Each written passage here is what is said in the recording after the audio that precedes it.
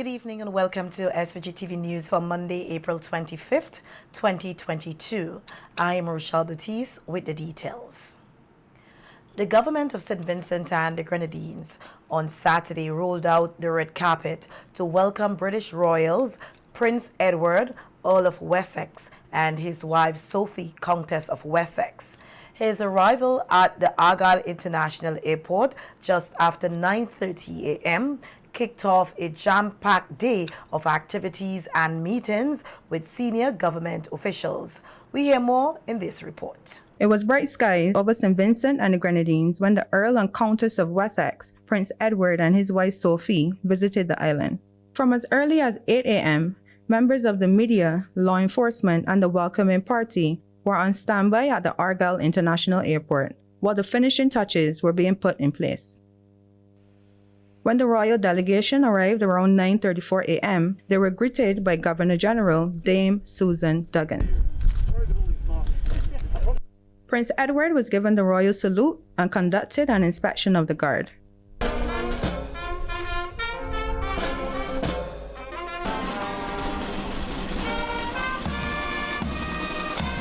Led by Acting Prime Minister Montgomery Daniel, the royal delegation was introduced to the welcoming party, which included ministers, members of the opposition, various ambassadors, and senior government officials. The royal delegation was treated to steel pan playing by the Southeast Steel Orchestra, and they were also greeted by uniformed cadets, Girl Guides, and Scouts who were waving national flags. After a full day of events, the last stop for the royal delegation was the Botanical Gardens in Kingstown, where local performance groups displayed drumming, singing, and steel pan arrangements.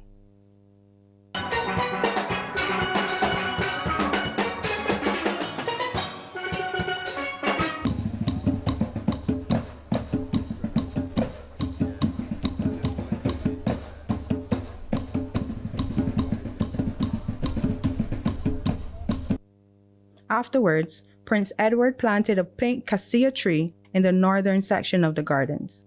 I can do it without looking at it. I've done it so many times.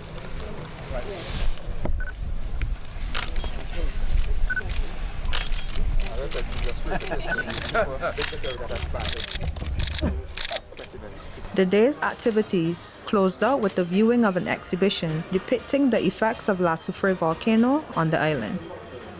After a private meeting with the acting Prime Minister at Government House, the royal delegation departed the island for Antigua and Barbuda. The 7-day Caribbean tour is organized to mark the Queen's 70-year reign.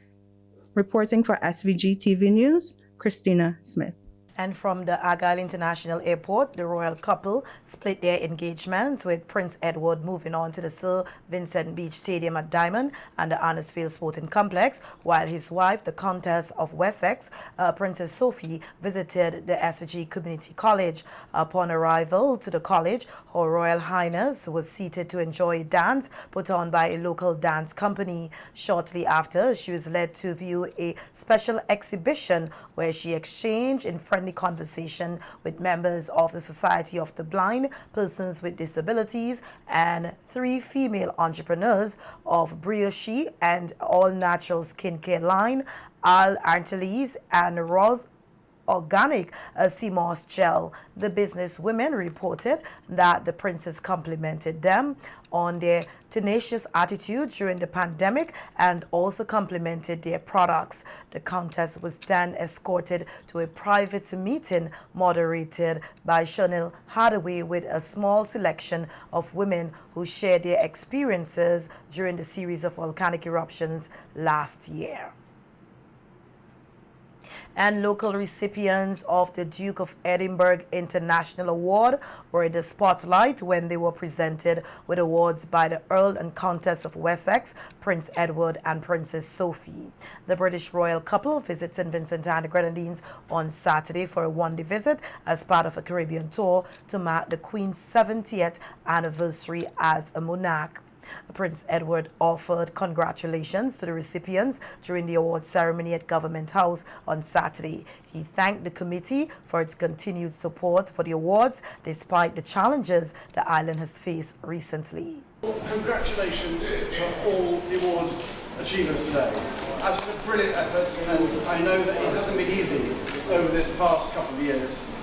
So I'm really impressed on everybody who's managed to do this, and you obviously squeezed the expedition in just before everything began to close down, so well done. But a real big thanks to all the leaders and the volunteers, because without you this wouldn't happen, and I really do want to thank you for keeping the award going throughout this period and for all the work that you're doing, and I really appreciate it. And we really hope that the award will come back stronger than ever as a result of all the work that you've done over this last period. So thank you very much indeed. Good luck with it. Governor General Her Excellency Dame Susan Duggan said local support for the Duke of Edinburgh is critical for helping the youth of St. Vincent and the Grenadines. Today we are honored to have in our presence their Royal Highnesses, who are patrons of many charities and organizations, which provide opportunity for young people in special education, sports, and the cultural arts. We also know how important the Duke of Edinburgh Award is to the Earl and the Countess. I urge you, everyone, to support the program.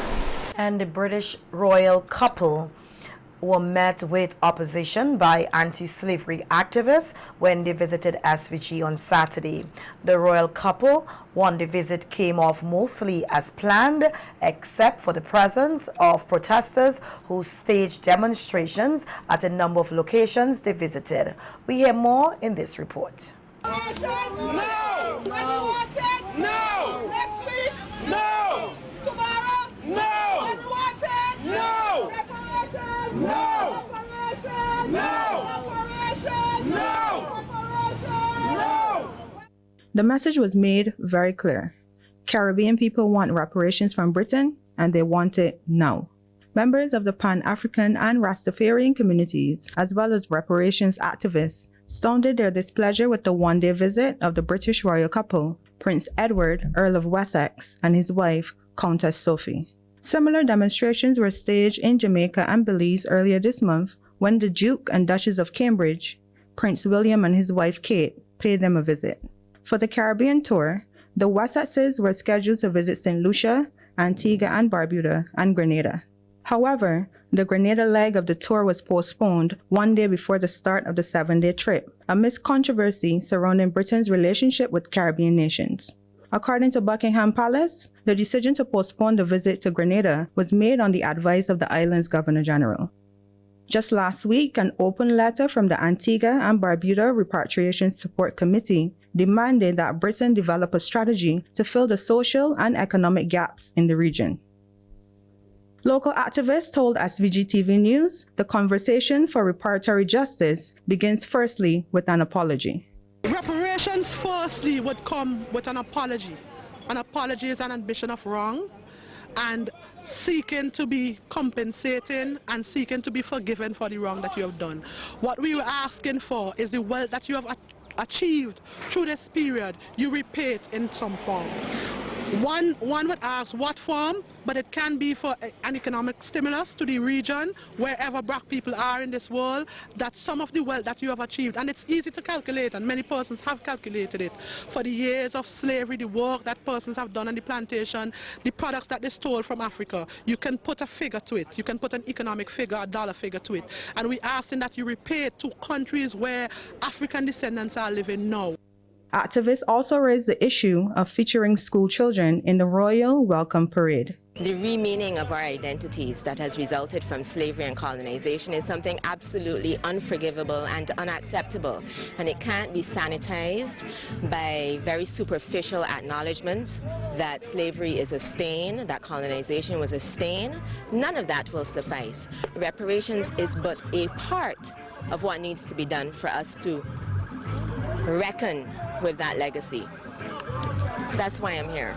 And I'm tired of seeing school children, girl guides, cadets Cub Scouts, and all these other entities, particularly the use of children, to welcome the representatives of such a horrible, horrible empire, horrible legacy. One of the organizers of the day's demonstrations, Junior Spirit Cottle, told SVG-TV News he believes that government should have demanded that Britain start the discussions on reparations during their visit. From the perspective of nation to nation, from the perspective of state diplomacy, we know it is a complex situation, bearing in mind the interests of our entire nation, but within the framework of that complexity, we are demanding our government, we are demanding on the authority to show some dissatisfaction. We think they have a moral obligation to do that. We are calling on them to do that. Meanwhile, reparationist and local lawyer Jomo Thomas said despite the lack of action being taken by Britain to provide reparations to the descendants of African enslaved people, he is confident that progress will be made in the movement. I am not sure if we're going to get reparations in my lifetime, but I am supremely confident that African people internationally will get reparations. So if I don't see it, my children will see it. And if my children don't see it, my grandchildren will see it. But that's the confidence I will bring to this struggle. That's the confidence we bring to this fight, that reparations will come. Thomas said he is pleased that many persons came out to protest the royal visit on Saturday. Reporting for SVG-TV News, Christina Smith. Thank you, Christina. In other news now, the St. Vincent and the Grenadines Met Office is monitoring a trough system approaching the island. The system is expected to pass through the island by Wednesday and is expected to cause unstable weather conditions. Residents and motorists in areas prone to landslides and floodings are asked to remain vigilant and take safety measures to lessen the impact of any damage. Heartbroken, devastated, neglected, and hopeless are a few of the words the 9 shelterees at the Miracle Learning Resource Center say they are feeling at this time as they've been given 3 days to leave the shelter. Airing out their frustration, a young man told our news team off camera today that they woke up this morning to the news from the shelter manager. Have been in the shelter since like the volcanic eruption, and everybody is kind of like, when you really think about, everybody's depressed, stressed out, and to wake up in the morning and hear a news like this to say we have less than a week to pack up and leave, and they'll send transportation if we need, not knowing if we have any, like we have nowhere to go because our houses are still damaged. They didn't say if they're fixing it, you know. So certain people, they might be helping on the side, but it's obviously not finished because we wouldn't be complaining if it was finished, you know what I'm saying? So everybody's stressed out. We really need some help, and people in St. Vincent need to be heard. They need to hear this, you know what I'm saying? They really need to know what's going on because we are people too, you know? It's like they're treating us like they're sweeping us under the rug and nobody would know about us, you know? That's how it feels. It feels really devastating to wake up in the morning. Everybody's kind of shocked right now because we don't really know what's going on. And you know, they were supposed to come and tell us, yes, they were supposed to come and tell us, like this, prior to the situation, like saying move out the shelter, they were supposed to at least say something to us, you know? But now we just hear the news that we have to leave the shelter in less than a week without knowing anywhere, you know? In 3 days. In 3 days, sorry. The shelterees say their houses were badly affected by the volcanic eruptions and they have no other place to go but to return to what's left of their home or the streets. Where they build some of the small houses to relocate people. But those houses have special owners. Special owners who don't get things already and they're still going to get. And I mean, we are in shelter, well, a year have gone now, and we have never seen minister, the representative face, to say anything to you. But this morning we wake up and hear that we'll have to leave in a couple of days' time.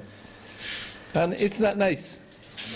They're not treating we the way we're supposed to be treated. Help us out because I believe that's Nemo's job to help people, right? If I'm wrong, correct me. That is Nemo's job, right? So if we're in this bad position, I think they should, you know, at least try to help out the situation instead of hiding things from the public and doing things like this, because I really feel like they're hiding this from the public. Among the shelterees is a young female with a 3-year-old son, several young men, one suffering with health conditions, and a shopkeeper who said he lost his shop and home in the area in Sandy Bay that has been deemed not safe for living. The shelterees are confused and are seeking answers as to where they will go when their 3 days is up for them to leave the shelter. Manager said she called a meeting and this is just like 3 days. It's hard. Like 3 days because I have a son where I'm going to go sit down and if my daddy crazy, I can't exactly go back in that house, there are no lights, no water. The house that I was staying in is family own house and the roof dropping from the suffering thing. There are no lights, there are no water, the windows out. And I have a 4-year-old son, my son is soon to turn 4. I said, "Well, home, I have to come back here." Right now, it's hard to keep yourself together knowing, you're not going to know where to go. And you just have to go up on the street just like that.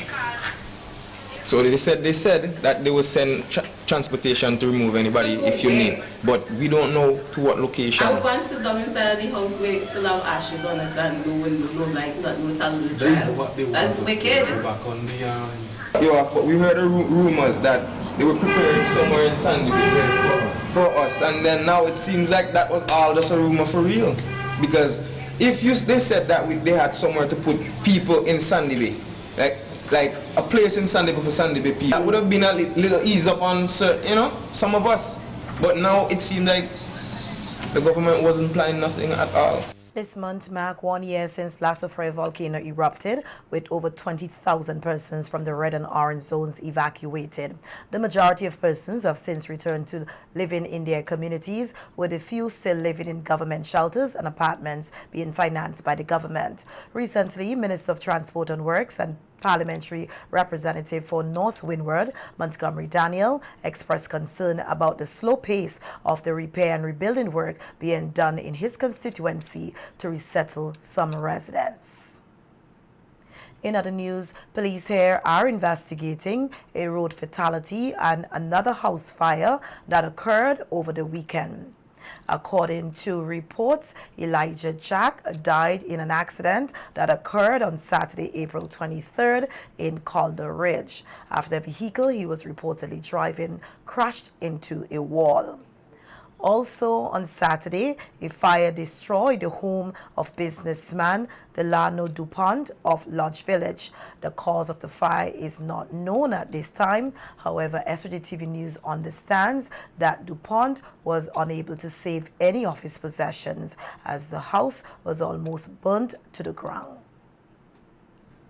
The Intermediate High School, located at Mackey's Hill, is celebrating its 96th anniversary with a week of activities beginning today, Monday, April 25th, and ending on Friday, April 29th.